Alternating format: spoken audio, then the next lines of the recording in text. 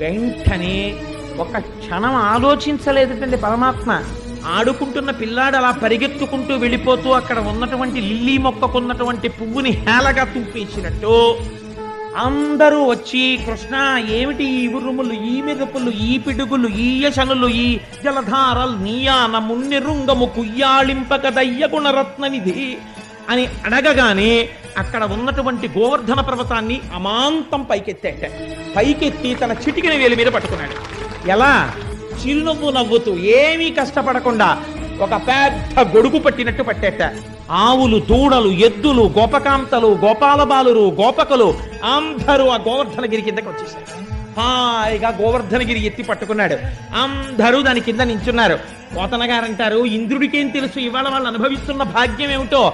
ఆ గొడుగు పట్టుకున్నటువంటి గోవర్ధనగిరి అనబడేటటువంటి గొడుగుకి సాక్షాత్ శ్రీమన్నారాయణుడి